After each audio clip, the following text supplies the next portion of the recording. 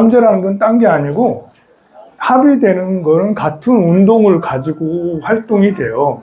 그러니까 원숭이, 쥐, 용, 이 띠들은 비슷한 운명으로 같이 묶여져 있다. 같이 움직여지는 기운이 있어요. 근데 이 원숭이, 쥐, 용띠가 같이 움직여주는데 무엇으로 같이 움직여지냐면 물의 기운이 뭉쳐진 거예요. 물의 기운이 뭉쳐져서 물의 기운의 시작은 원숭이, 물의 기운의 중심은 쥐, 물의 기운을 정리하는 건 용. 이렇게 물의 기운의 시작과 중심, 끝 이렇게 되어 있는 게 요 삼재예요. 만약에 원숭이, 쥐, 용 이걸 사주에 다 가지고 있다. 대박인 거예요. 그러면 유능하다. 대통령도 할 수 있다. 우리 건희 여사, 김건희 여사가 원숭이하고 용을 가지고 있죠. 그리고 윤 거사님, 윤 대통령은 쥐 원숭이. 쥐 원숭이인가? 쥐 원숭이. 이거 아니다. 쥐 원숭이가 아니라 쥐 용을 가지고 있어요. 그래서 둘이 만나가지고 대통령과 영부인을 둘이 만나가지고 다 해먹잖아. 와, 훌륭하시잖아요. 자, 그런데 이제 이것이 다 뭉치면 큰 물의 기운을 이뤄서 큰 어떤 대단한 역사를 이루게 되는데요. 이것도 이렇게 사이클이 있어요. 막 성장했다가 하락했다가 정리했다가 그리고 다시 올라가는 정리하는 기간이 삼재예요. 물의 기운을 정리하는 기간이에요. 물의 기운, 원숭이, 쥐, 용띠는 모두 다 지난 12년을 정리하는 기간이에요. 그래서 끄트머리 와 있는 거예요. 다른 말로 하면 내년부터는 다시 시작이라는 말이기도 해요. 정리할 거 정리하고, 다 정리할 거 정리하고, 다 보내고, 없애고. 그래서 삼재를 하는 거예요. 다른 말로 하면 이제 기운이 좀 떨어져 있다. 그러니까 원숭이, 쥐용띠는 말빨이 지난 3년 동안 밖에 나와서 사람들하고 대화하면 말빨이 안 쓴다. 사람들이 무슨 얘기를 해도 잘 안 들어주고 약간 왜 그러지? 할 정도로 내가 좀 맥주병처럼 꼬라박는다. 사람들하고 있으면 힘이 안 난다. 나를 지지해주지 않는다라는 거예요. 건강하면 상관없어요. 건강하면 지지해주든 말든 뭐 그냥 내 쪼대로 가면 되잖아요. 근데 밖에 나가서 여행 갔더니 자꾸 접촉사고 나더라. 아니 거기 식당 갔더니 퉁퉁거리고 이상하게 나를 하더라. 이런 일들이 생기는 게 삼재 때 생기는 일이에요. 그게. 병원 가가지고 검진 받았더니 암이 있다더라. 뭐 이런 것들도 삼재에 있을 수 있는 거죠. 그거는 지난 12년의 결과예요. 그래서 이걸 다 정리하고 이제는 새 걸로 보내는 것이 내년부터 원숭이, 쥐용띠는 그런 거예요. 그럼 내년부터는 이제 내년에는 이제 을사년이잖아요. 그래서 내년부터는 해묘미가 오는 거죠. 내년부터는 돼지띠, 토끼띠, 그리고 양띠. 돼지, 토끼, 양띠가 내년부터 삼재인 거예요. 겁먹지 말아요. 겁먹지 말아요. 돼지, 토끼, 양띠라고 어마무시한 게 오는 건 아니고요. 다만 돼지, 토끼, 양은 목의 기운으로 움직여지는 사람들이에요. 목의 기운으로 움직여지는 사람. 목이 오면 기운이 팔팔 나고, 그러니까 인, 묘, 진 이런 해가 오면 기운이 팔팔 나고, 그 다음에 진 다음에 사잖아. 그러니까 돼지, 토끼, 양띠는 지난 3년간 내가 제일 잘 나가 하던 사람들이에요. 어디 가나 말빨 세고 그래 내가 할만하지 될만하지 이러면서 어깨가 딱 힘 딱 주어지는 것이 돼지, 토끼, 양띠가 절에 와서도 스님 나오세요 이렇게 하는 게 돼지, 토끼, 양띠였다는 거지. 잘 나갔다라는 거예요. 근데 내년부터는 을사, 오, 미년이 되잖아요. 을사, 병호, 정미년이 돼서 목이 불타서 점점 하락한다. 요런 이치예요. 목의 기운이 조금 쇠락하고 정리하는 기간이다. 그래서 삼재 기도를 한다라는 거는 이렇게 안 좋을 때, 정리할 때 제대로 정리를. 여러분들이 하루 중에 제일 기운이 약할 때가 하루 중에 어느 때죠? 내가 이제 활동성이 제일 없을 때는 어느 때예요? 잠자는 때잖아요. 잠자는 때가 기운이 활동성이 없잖아요. 근데 잠자는 게 나쁜 건가요? 안 자면 큰일이에요. 안 자면 삼재가 없으면 안 되는 거예요. 잠은 휴식입니다. 휴식. 잠을 잘 자야 돼요. 잠을 잘 자야지 아침에 일어나서 새로 활력 있게 하는 거죠. 삼재를 잘 보내야 돼. 잠 잘 자려면 편안하게 마음을 갖고 스트레스 없이 마음을 내려놔야 되잖아요. 그런 것처럼 기도를 하면 삼재가 휴식이 잘 취해진다라는 겁니다. 자, 올해는 이제 갑진년입니다. 지금 정초기도 해양날이기도 하죠. 우리가 이제 보름이라는 게 오늘이 정월 대보름이에요. 달이 가장 이제 크게 뜬다는 정월 대보름 날이죠. 정월 대보름 날은 달에 관계된 건데, 달이라는 거는 정신적 작용을 얘기해요. 반대로 태양이라는 것은 물질적 작용을 얘기하죠. 아니, 이렇게 한밤중에 달이 제일 크잖아. 밤중에 달이 큰데 밤중에조차 내 몸이 막 움직여지면 안 되잖아요. 밤에는 쉬어야 되잖아. 그래서 정신적 작용으로 들어간다는 거고, 낮에는 물질이 성장하고 물질이 활동하고, 해가 떴을 때는 활동해야지. 해가 떴는데도 쉬고 있으면 어떻게 돼요? 가난해져요. 돈을 못 벌잖아. 돈을 못 벌어. 몸도 나빠져. 그래서 태양이 막 크게 작용될 때는 물류 이동이 많고 내 몸의 이동도 많아요. 그리고 달이 떴을 때는 정신적 작용으로 휴식을 하고 여러분들이 꿈을 꾸죠. 심지어 꿈까지 꿔. 정신적 작용이 해결되면서. 자, 그래서 이런 걸 보면, 이제 달이 크게 떴을 때는 정신적인 그런 것이 큰 때구나. 그래서 이런 때는 공덕을 지으면 공덕이 훨씬 더 크다라고 그래요. 마음이 선한 마음, 내가 기분이 좋을 때는 더 그 역할이 큰 거예요. 사람이 왕이 선행을 하는 것과 노예가 선행을 하는 것은 누가 더 파급 효과가 클까요? 왕이 선행을 하면 파급 효과가 커요.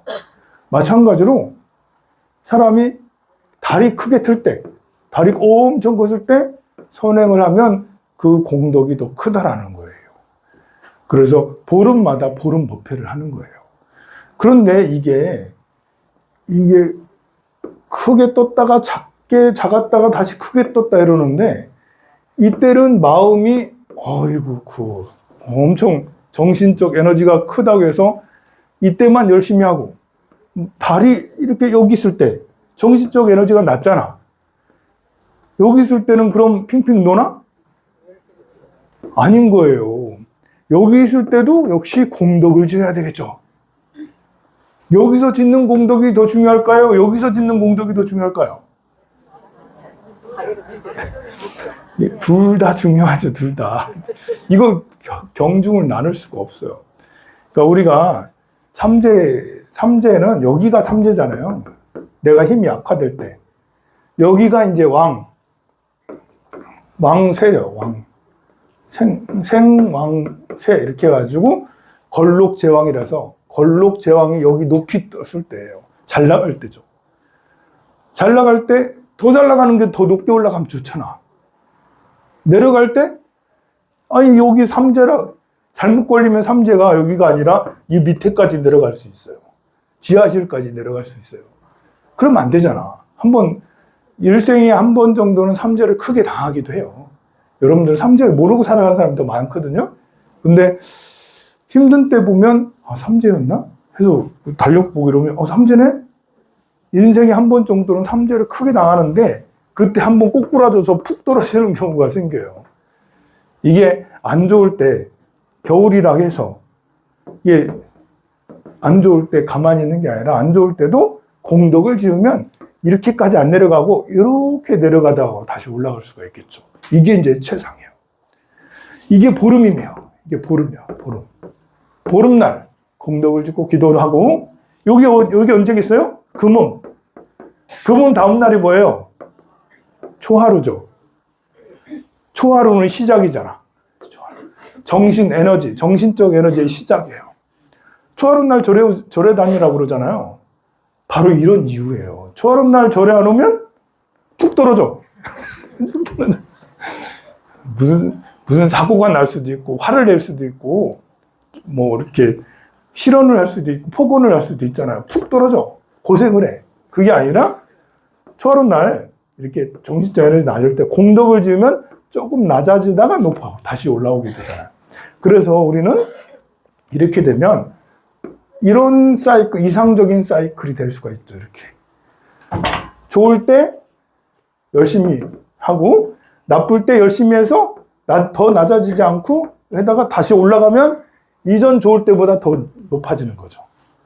그리고 나쁠 때 열심히 초하루 날 열심히 해가지고, 하면서 또 그 다음에 열심히 살면 보름날 이렇게 돼서 이전 좋을 때보다 훨씬 좋은 거죠. 그래서 10년이 지나고 20년이 지나면 훨씬 어렸을 때보다, 젊었을 때보다 나이가 들면서 훨씬 더 우상향하는 그래프가 될 수 있는 거예요. 이것을 꿈꾸는 거 아니에요, 우리가? 이걸 이뤄내야 되잖아. 이거는 조금 더 확장을 하면 이 생과 다음 생의 이야기일 수도 있어요.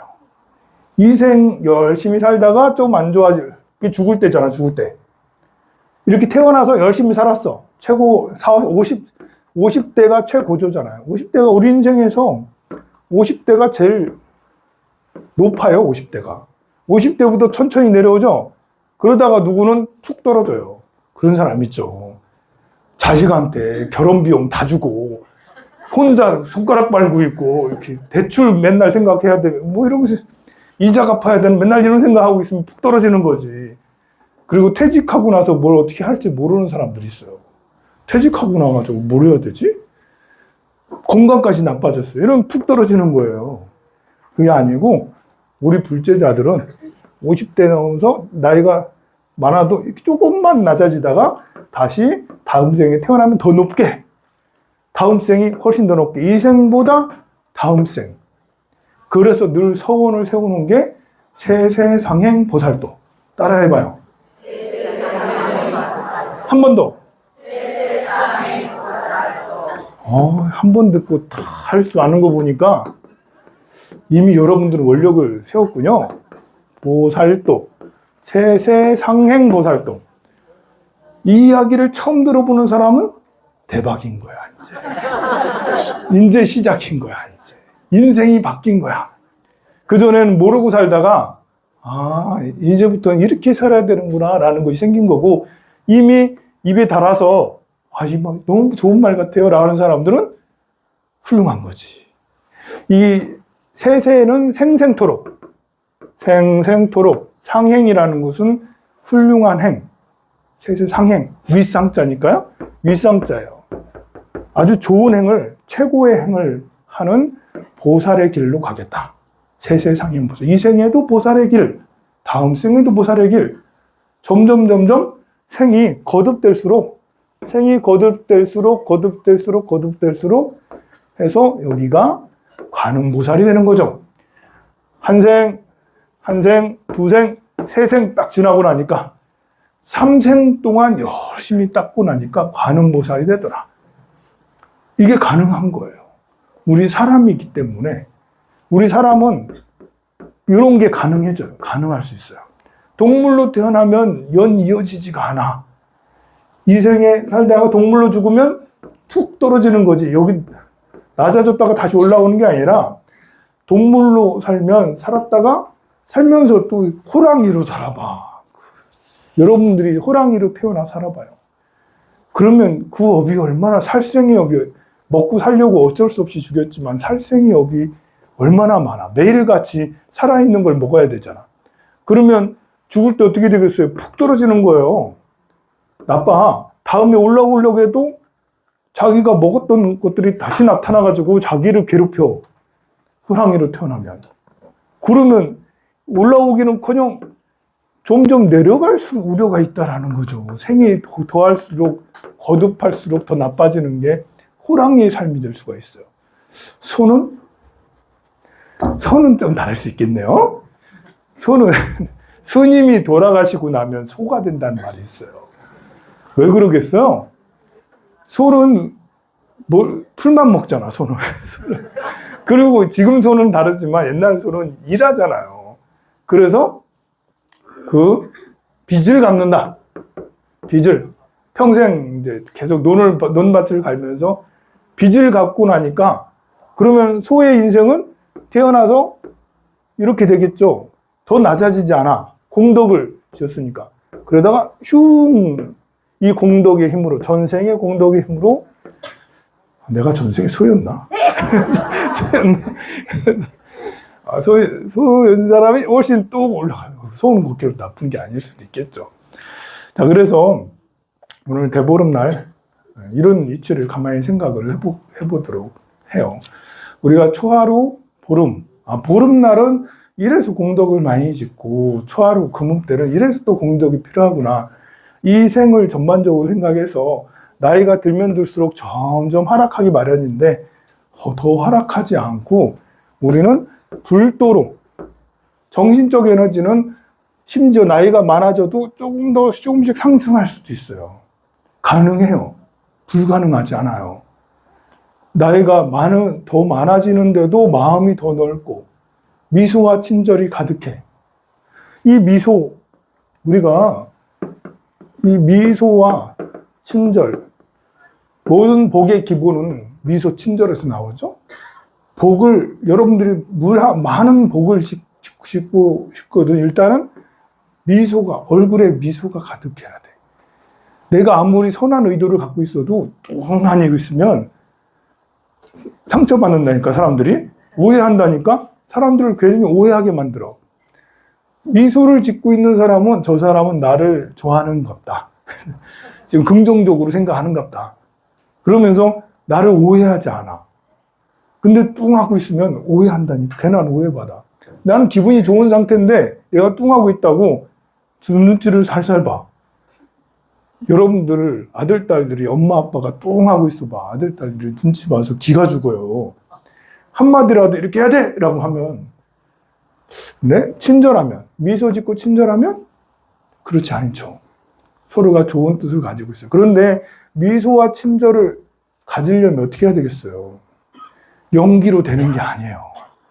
우리 미소 연습, 거울 보면서 연습 열심히 해볼까요? 막 이렇게. 근데 기분 좋을 땐 연습하지. 거울 보면서. 근데 기분 좋을 때가 맨날 좋나요? 안 좋을 때도 많다고요.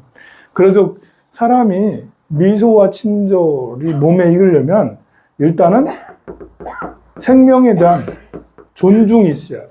모든 생명을 존중하는, 상대를 존중하는 이런 마음이 기본적으로 갖추고 있어야 돼요. 우리 법화경에 상불경 보살처럼 나는 당신을 가부에 여기지 않습니다. 당신은 부처가, 당득작불, 부처가 될 사람이니까요.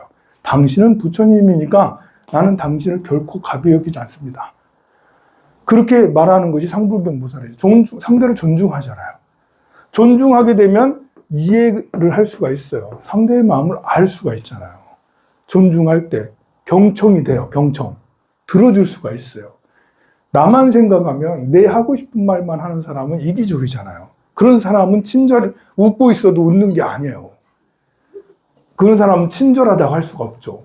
친절한 사람은 경청, 아주 잘 들어주죠. 그리고 고개를 끄덕끄덕 이해를 해줘요. 그러면 배려가 될 수 있죠. 그 사람에게 내가 뭔가를 배려해 줄 수 있는 사람이 돼요. 그러면 배려까지 되면 양보도 내 떡 너 가져. 괜찮아. 내 떡 괜찮아. 그럴까요? 그래서 이제 우리는 그냥 이게 이제 대중적인 여러 사람들이 함께 생각하는 공업 중에 하나예요. 공업이라는 건 같이 생각을 한다는 거예요. 같이 움직여진다는 건데 착한 사람이 손해본다. 착한 사람이 더 나쁘다. 아니, 더 힘들게 산다. 라는 그런 생각들을 우리가 공통적으로 가지고 있어요. 그러나 면밀히 따져보면 나쁜 놈이 더 사기 당하고 더 가난하고 더 나쁜 일들을 더 많이 당해요. 나쁜 놈 중에 크게 잘 되는 놈이 있어. 그래가지고 우리가 착각하게 된다니까? 나쁜 놈 중에 크게 잘 되는 사람이 있어요.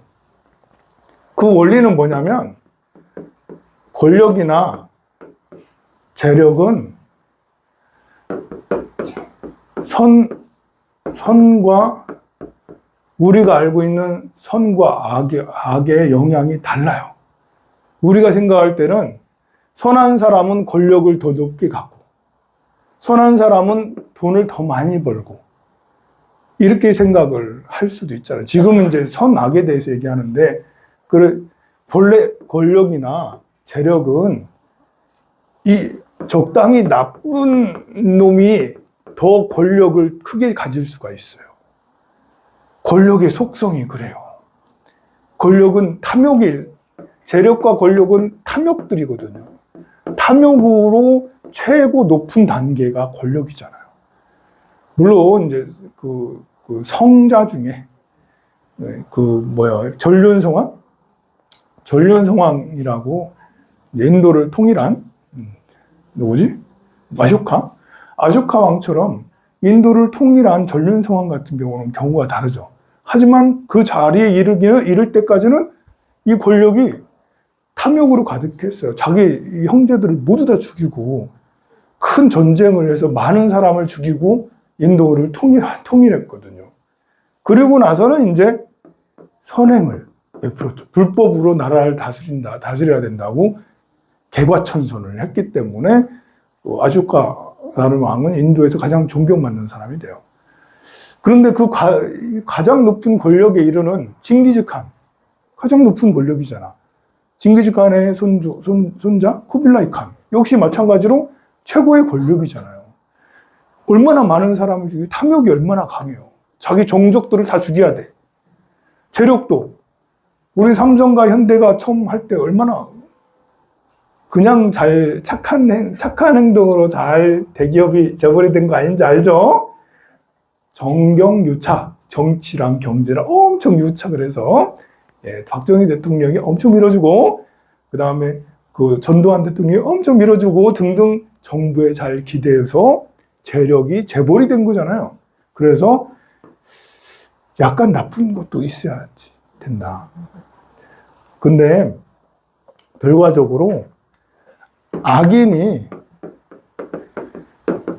성공할 확률보다는 선인이 성공할 확률이 훨씬 더 사실은 높아요. 악인은 교도소 갈 확률이 높아요. 빈천해질 확률이 더 높아요. 확률로 보면 악인이 빈천해질 확률이 높죠.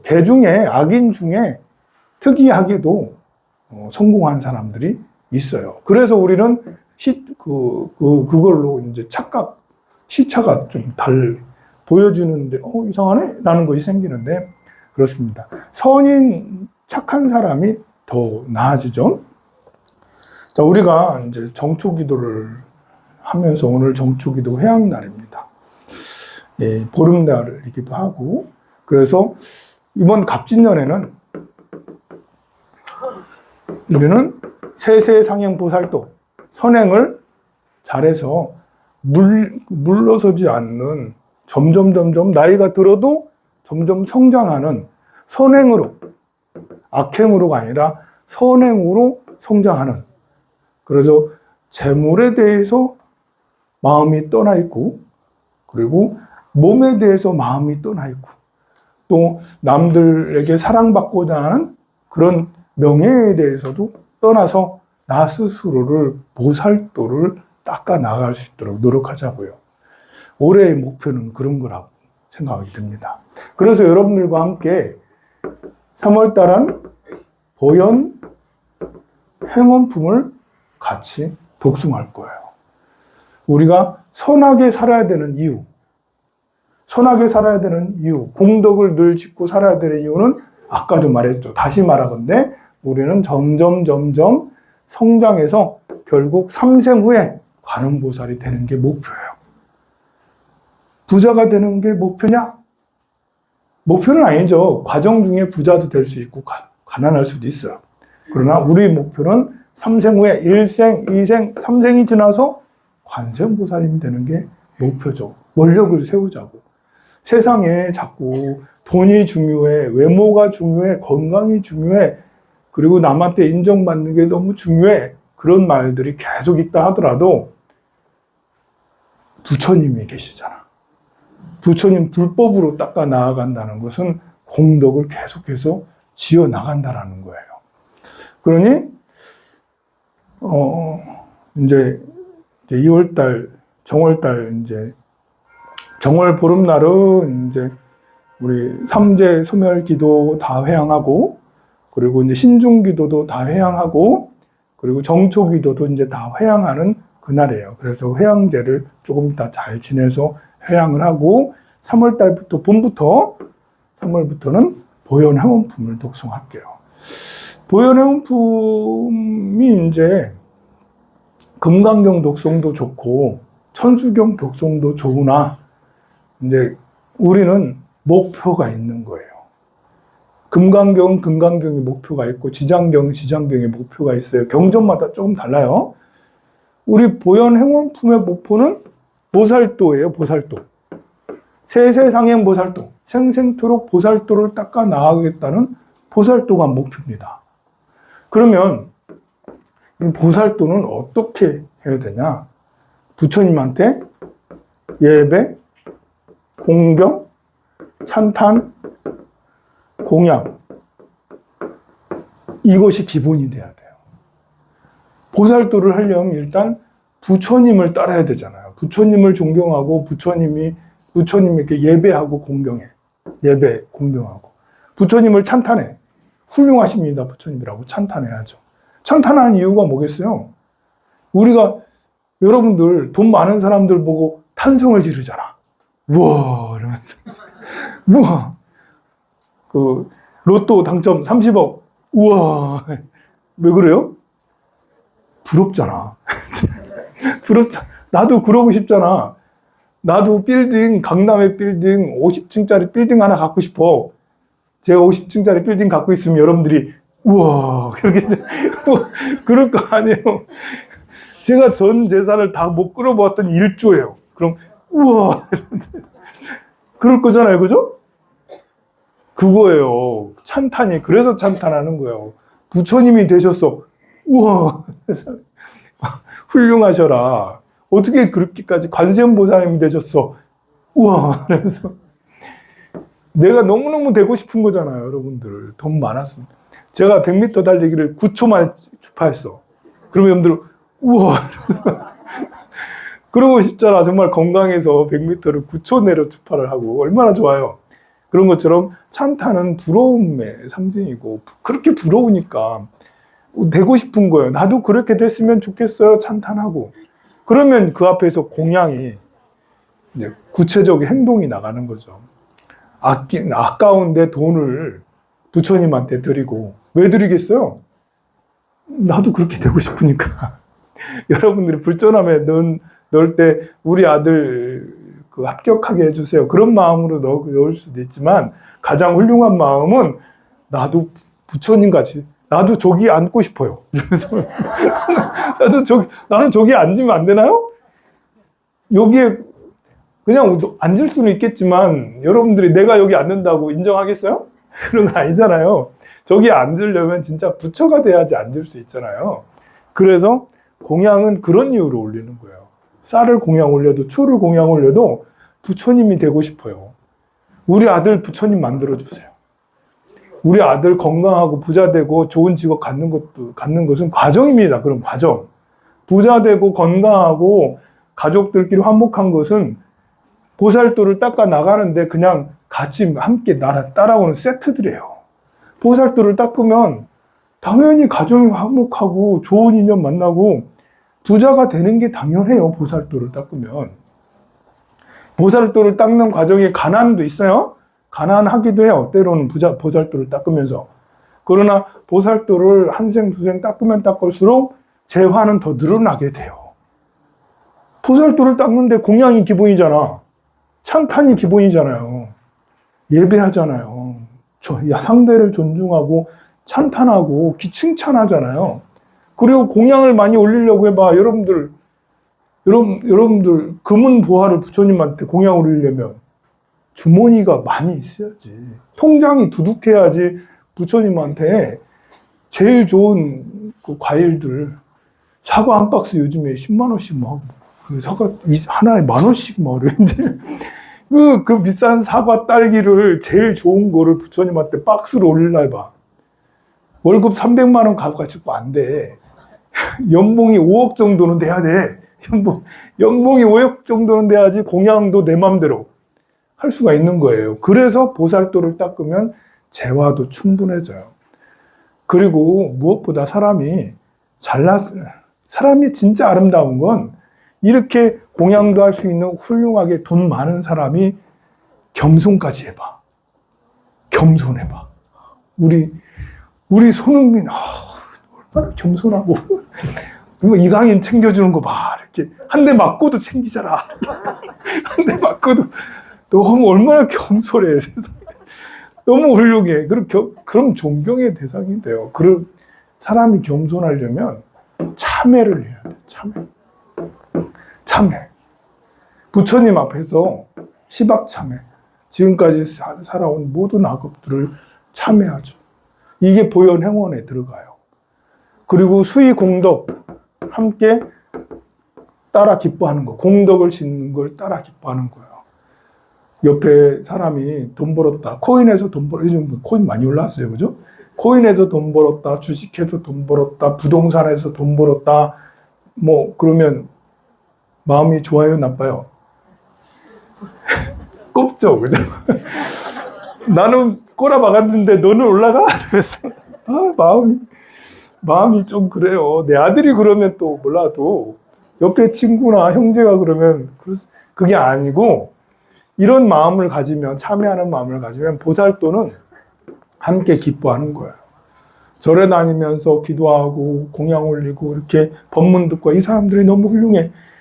그렇게 어떻게 절에 다니면서 그렇게 그런 법문 듣고 이렇게 기도도 하고 사니 공양도 올리니 이렇게 연등 공양 올려 공양을 훌륭하네 라면서 같이 기뻐하는 거. 이게 수의 공덕이에요.